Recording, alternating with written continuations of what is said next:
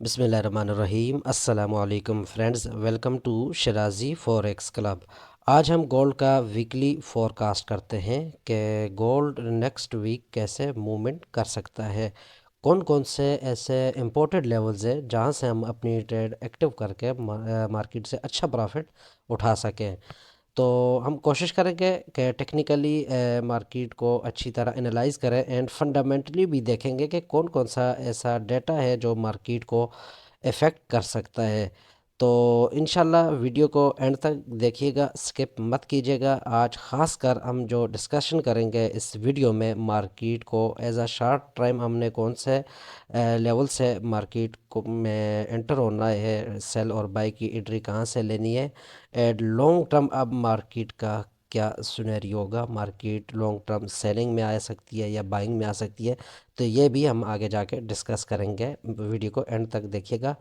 सबसे पहले चलते हैं फॉरेक्स फैक्ट्री पे, देखते हैं कि कौन कौन सा ऐसा डेटा है जो मार्केट को ज़्यादा इफ़ेक्ट कर सकता है। तो हमारा जो ये वीक स्टार्ट हो रहा है वो मंडे से ये वीक हमारा स्टार्ट हो रहा है 18 दिसंबर से। मंडे ट्यूसडे मीडियम इम्पैक्टेड लो इम्पैक्टेड डाटा है। हाईली वोलेटिलिटी हमें देखने को नहीं मिलेगी, कोई इतना ख़ास यानी बिग मूवमेंट के चांस नहीं है। वेनसडे वाले दिन अगर देखें तो वेनसडे वाले दिन सीबी कंज्यूमर कॉन्फिडेंस, ये एक डाटा जो हाई वोलेटाइल कर सकता है मार्केट को। इसके अलावा मीडियम इम्पैक्टेड भी है एग्जैक्शन होम सेल्स, ये भी मार्केट को हाई वोलेटाइल कर सकता है। इसके साथ जो थर्सडे वाले दिन ये डेटा है 21 दिसंबर को, इस दिन मार्केट में बहुत ज़्यादा वॉल्यूम देखने को मिलेगा, मार्केट हाईली वोलेटिलिटी होगी। और फ्राइडे वाले दिन भी मार्केट में वोलेटिलिटी देखने को मिल सकती है। तो ये जो डेटाज होते हैं, डेटा का टाइम मार्केट को वॉच किया करें।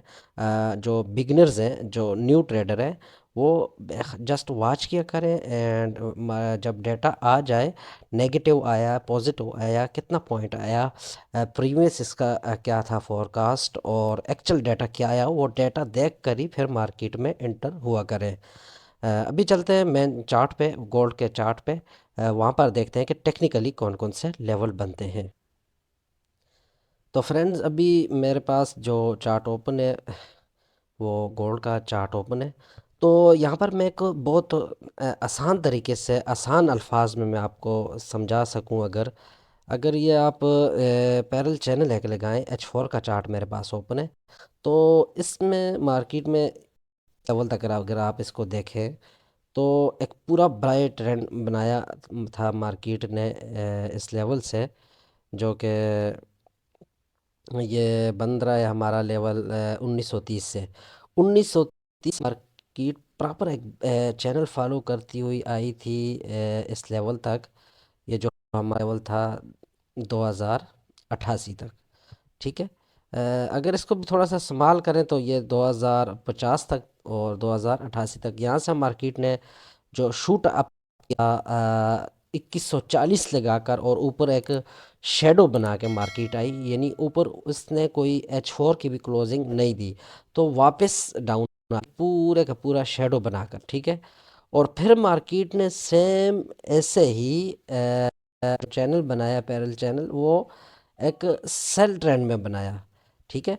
पहले बाय ट्रेंड में बनाया, फिर सेल ट्रेंड में बनाया मार्केट ने। अगर इसी को फॉलो करती कंटिन्यू तो फिर तो मार्केट का ये वाला लेवल बनता है दोबारा रीटेस्ट करने का, ठीक। लेकिन मार्केट ने फिलहाल यहाँ से जो वापस अप साइड मार्केट ने ये जो गई है लास्ट, यहाँ पर थोड़ी सी होल्डिंग की है 2030-40 पे, अगेन डाउन आई है 2019 पे क्लोजिंग दी है। तो अब जो इम्पोर्टेड है, तो अगर ये माइंड में रखें तो इस चैनल को जैसे फॉलो करती ऊपर गई थी और सेम उसी तरह आई थी, तो इस एरिया को अगर ब्रेक करती तो फिर तो 1930 कंफर्म था। लेकिन यहाँ पर मार्केट ने कुछ टाइम इसको टेक्निकली होल्ड रखा है। तो इससे हम ये कह सकते हैं कि मार्केट ने इस लेवल को सपोर्ट बना के अगेन बाय निकल गई और ऊपर जाके फिर यहाँ पर मार्केट ने एक रेजिस्टेंस क्रिएट की है। तो ये जो रेजिस्टेंस मार्केट ने बनाई है 2040 पे, आया इसको ब्रेकआउट करने के लिए अभी जो एक पूरी विग बनाई है मार्केट ने नीचे, तो ये एक पुल बैक भी हो सकता है मार्केट दोबारा से अप साइड ब्रेक करने के लिए। ये जो कैंडल मार्केट ने बनाई है लास्ट टाइम, तो इसको एक यानी इसको दोबारा से ब्रेकआउट करने के लिए मार्केट थोड़ा सा डिप लेके अगेन बाय निकल सकती है। एक तो ये सुनेरियो भी हो सकता है। मैं अगर आपको क्लियरली बताता हूँ, ये लेवल देखें, ठीक है। अभी अगर आप लोग इस लेवल को और इस लेवल को फॉलो करें, मैं थोड़ा सा और क्लियर कर देता हूँ। ये अगर लेवल देखें मार्केट का 2047-48, ये पहले भी मार्केट ने काफ़ी टाइम इस लेवल को होल्ड रखा था। ये आपको अगर याद हो ये, ठीक है। फिर ऊपर गई थी मार्केट, ऊपर एक शेडो बना के वापस आई, फिर वापस आकर जनाबे वाला इस लेवल को काफ़ी होल्ड रखा, ठीक है। अब दोबारा से जब डाउन आई है 1975 तक आई, 1975 को सपोर्ट बना के शूट अप हुई है मार्केट, फिर इस लेवल को होल्ड रखा है मार्केट ने। यानी ये लेवल बनता है 2048-50 का। तो इस लेवल को अगर मार्केट अभी लास्ट टाइम जो इसने H4 की एक सेल में जो कैंडल क्लोज की है, ये पुल बैक हो सकता है मार्केट का। यानी यहाँ से मार्केट पुल बैक लेकर अगर उन साइड आती है तो फिर तो मार्केट डेफिनेटली इस लेवल तक आ सकती है, ये जो 1975 का है, ठीक है।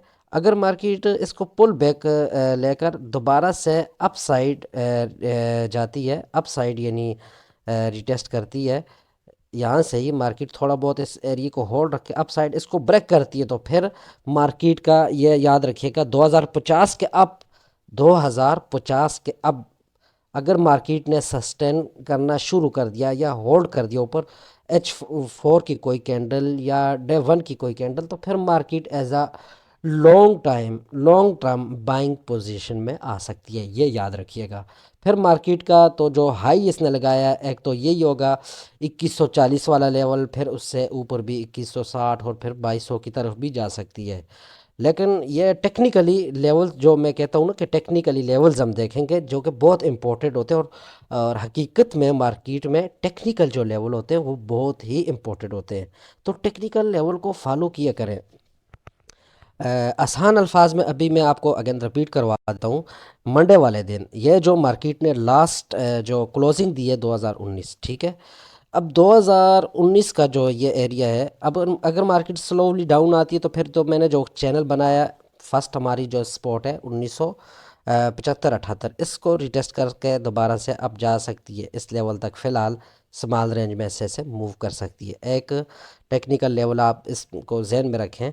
यानी अगर आपने सेल लेनी भी है तो 2040, 42, 48, ये लेवल सेल जहन में रखें। आपने सेल लेनी है 2055 का स्टॉप लॉस देकर, ठीक हो गया। अगर आपने बाय लेनी है तो बाइंग के लिए आपको फिर मार्केट ने अगर डाउन ट्रेंड बनाया तो ये लेवल, ठीक है। बाइंग के लिए हमने फ़िलहाल ये लेवल यूज़ करने हैं 1980, 82, 85, 75 तक, ठीक है। 1970 का स्टॉप लॉस देकर, तो स्मॉल रेंज आप यही फॉलो कर सकते हैं 2040 से लेकर 1975 फॉर इंट्राडे ट्रेडर। ये टेक्निकली एक लेवल हमारा बन गया। अब लॉन्ग टर्म अगर देखें, लॉन्ग टर्म की अगर हमने ट्रेड लेनी भी है तो मार्केट को या तो इस ब्रेकआउट का हम वेट करेंगे नीचे, फिर 1930 वाला, 1930 तक ही फ़िलहाल रहने दें। 1930 से नीचे फ़िलहाल मुझे नहीं लगता कि मार्केट कोई ऐसा टेक्निकली रीज़न नज़र नहीं आता कि 1930 को ब्रेकआउट कर जाए। इसके अलावा ऊपर के चांसेस बहुत ज़्यादा है क्योंकि इन्फ्लेशन बढ़ रही है, इंटरेस्ट रेट आ चुका है। अभी तो फ़िलहाल बढ़ाया नहीं है, लेकिन आगे जो फेड की पॉलिसी आने वाली है उसमें तो आई थिंक इंटरेस्ट रेट बढ़ेगा। और जब इंटरेस्ट रेट बढ़ेगा तो आपको पता ही है कि गोल्ड फिर कहाँ पर होगा। तो उसके लिए गोल्ड को 2050 के ऊपर H1 की कुछ कैंडल्स, H4 की कैंडल या डे 1 की कोई कैंडल क्लोज हुई तो मार्केट एज आ लॉन्ग टर्म बाइंग पोजीशन में होगी। तो फिर आपने एवरी डे से बाय में देखें मार्केट को। कोशिश कीजिएगा कि जो भी ट्रेड करें ऐसे हालात में, क्योंकि मार्केट में बहुत ज़्यादा वॉल्यूम है, तो ऐसे हालात में जब मार्केट स्टेबल ना हो तो जो भी ट्रेड करें, चाहे स्मॉल आपकी लॉट साइज़ हो या बिग लॉट साइज़ हो, एस एल मस्ट यूज़ करें। एस एल के बगैर ट्रेड ऐसे करना है जैसे कि आप कोई गाड़ी चला रहे हैं और उसकी ब्रेक ना हो, तो गाड़ी को आप कहाँ तक बचा कर लेकर चलेंगे? कहीं ना कहीं ऐसी जगह आ जाएगी, या गाड़ी खाई में गिर जाएगी, या गाड़ी का एक्सीडेंट हो जाएगा। तो सेम ऐसे ही है कि आप फॉरेक्स में जो अपनी मनी मैनेजमेंट के साथ काम नहीं करेंगे, एसएल के साथ काम नहीं करेंगे, तो कहीं ना कहीं मार्केट किसी वक्त भी ऐसी मूवमेंट दे देगी कि आपके अकाउंट को ख़तरा हो जाएगा, और करते करते या बिग लॉस हो जाएगा या आपका अकाउंट वॉश हो जाएगा। तो हमेशा कोशिश कीजिए, एंट्री एक अच्छी लेने की कोशिश किया करें कि एंट्री कहाँ से लेनी है, कौन सी मार्केट की सपोर्ट बन रही है, कौन सी रेजिस्टेंस बन रही है। याद रखिएगा, मार्केट हर टाइम सपोर्ट लेवल ब्रेक नहीं करती, नहीं हर टाइम रेजिस्टेंस लेवल ब्रेक करती है। तो हमेशा सपोर्ट्स है, ये थोड़ा बहुत कैपिटल रिस्क बनता है, इसको ये रिस्क लिए करें बाई का और रेजिस्टेंस से सेल का। क्योंकि मार्केट सपोर्ट लेवल से अगर ब्रेकआउट करती भी है, तो वहाँ पर तो एक तो चांस होता है कि कम लॉस हो, यानी स्मॉल एसएल के साथ आप वहाँ से ट्रेड उठा सकते हैं। दूसरा, वहाँ से प्रॉफिट के चांसेस अच्छे होते हैं।